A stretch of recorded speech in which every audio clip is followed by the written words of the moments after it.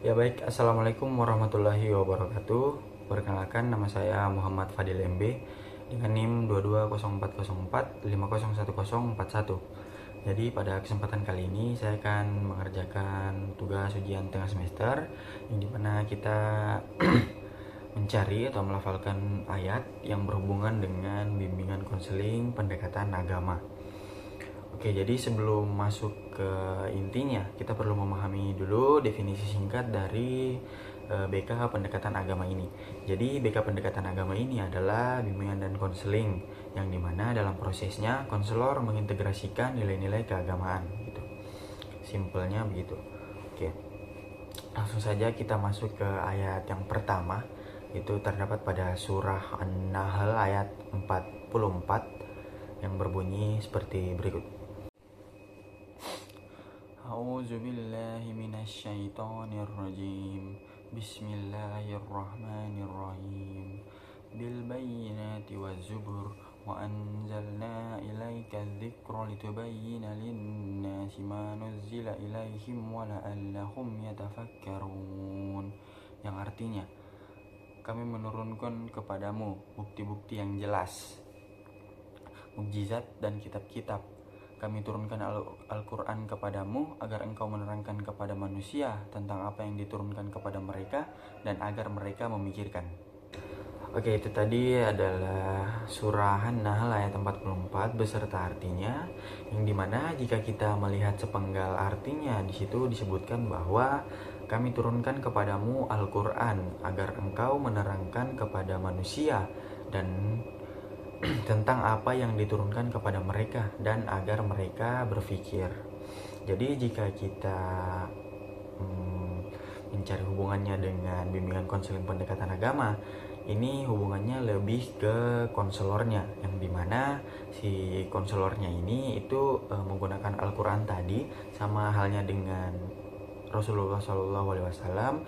Dia menggunakan Al-Quran dia terangkan Al-Quran kepada manusia-manusia yang tersesat agar mereka paham tentang apa yang diturunkan kepada mereka dan agar mereka dapat berpikir begitu tentang mana yang baik dan mana yang buruk.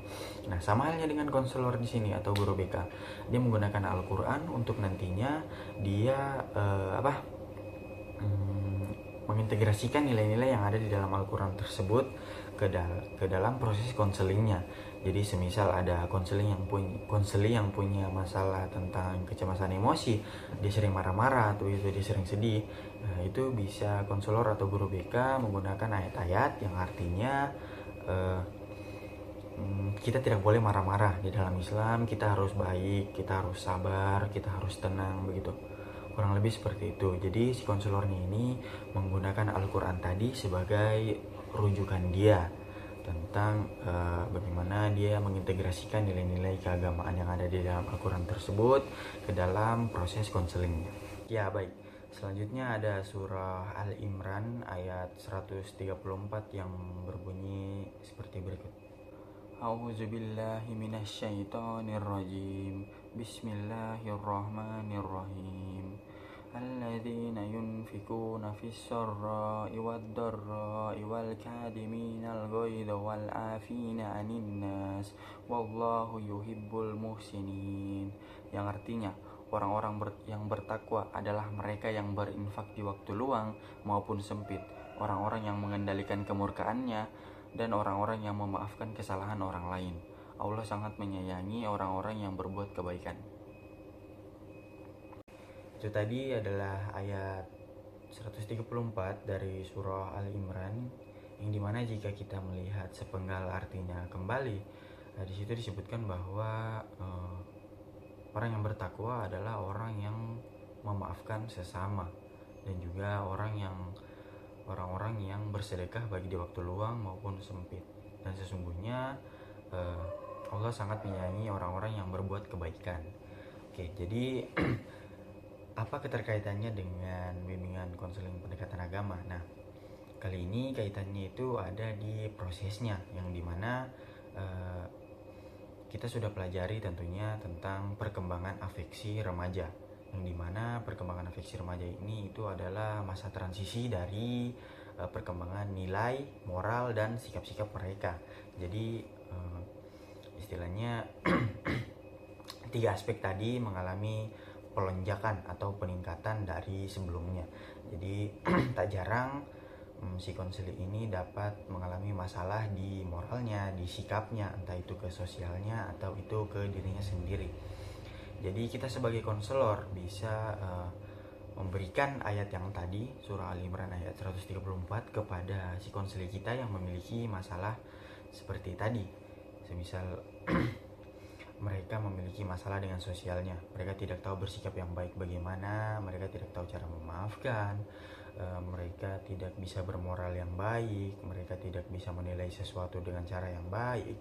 Nah, itu konselor bisa melafalkan ayat tadi kepada si konseli yang dimana artinya seperti yang sudah saya sebutkan tadi, bahwa orang-orang yang bertakwa adalah orang-orang yang berbuat baik dan orang-orang yang memaafkan sesamanya. Sesungguhnya Allah sangat menyayangi orang-orang yang berbuat baik. Jadi diharapkan setelah kita sebagai guru BK atau konselor memberikan ayat tadi kepada si konselinya, konseli ini akan terbuka pikirannya tentang bagaimana caranya harus bersikap, bagaimana kita harus memaafkan sesama, bagaimana caranya kita bermoral, bagaimana cara kita berbagi kepada sesama, bagaimana cara kita berbuat baik kepada sesama, dan bagaimana kita menilai sesuatu dengan sudut pandang yang baik, tidak dengan sudut pandang yang buruk. Ya meskipun kecil kemungkinan akan langsung berubah, tapi pasti ada prosesnya. Nanti si konseling ini akan berproses dalam mencerna arti dari ayat tersebut tentang baiknya ayat tersebut bagi kehidupan sehari-harinya begitu.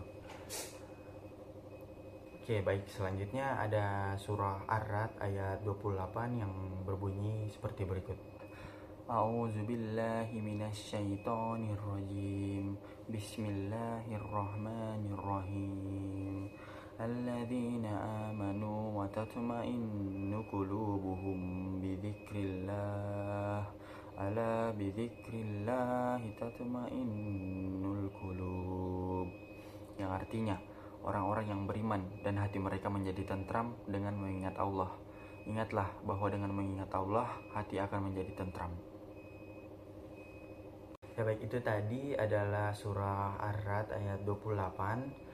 Ya, jadi kaitannya dengan bimbingan dan konseling pendekatan agama sama seperti yang sebelumnya, ini berkaitan di prosesnya, yang dimana tentu kita sudah pelajari juga bagaimana perkembangan remaja itu sendiri. Nah, perkembangan remaja itu sendiri adalah masa transisi atau masa perpindahan dari masa kanak-kanak ke masa remaja, yang dimana emosi, psikologi, dan fisiknya itu mengalami peningkatan.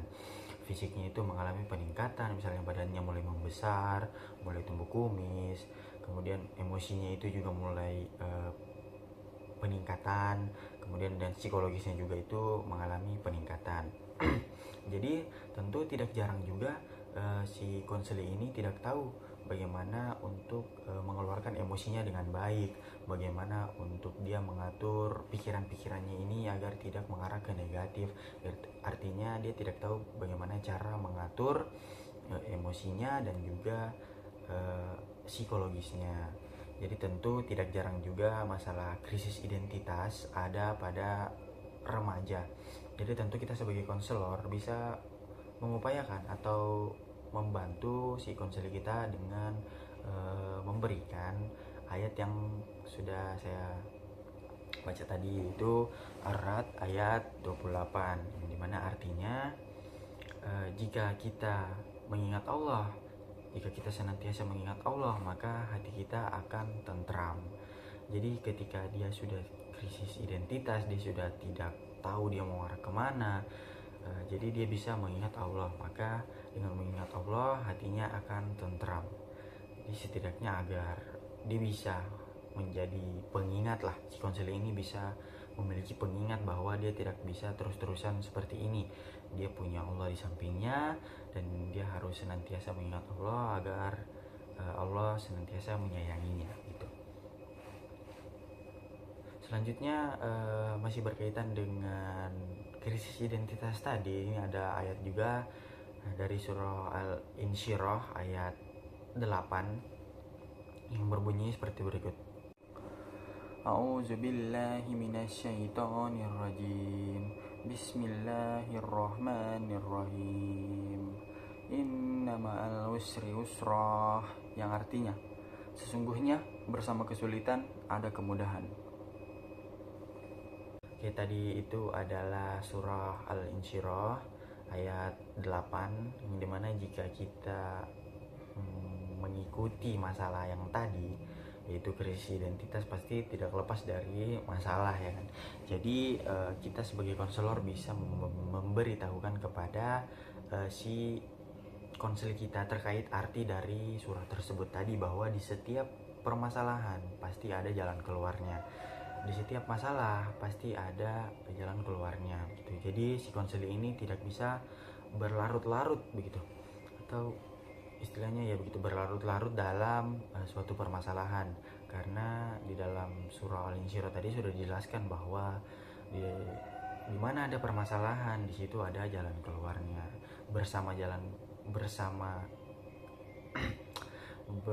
Bersama kesalahan ada jalan keluarnya gitu. Oke, baik, jadi saya kira itu tadi 3-4 ayat dan hubungannya dengan bimbingan konseling pendekatan agama, baik itu dari segi konselornya, baik itu dari konselinya, maupun dari dalam prosesnya. Nah, jika dalam pemaparan saya tadi atau dalam pelafalan surah tadi terdapat kesalahan, mohon koreksi saya dan saya memohon maaf yang sebesar-besarnya. Wabillahi taufiq wal hidayah. Wassalamualaikum warahmatullahi wabarakatuh. Terima kasih.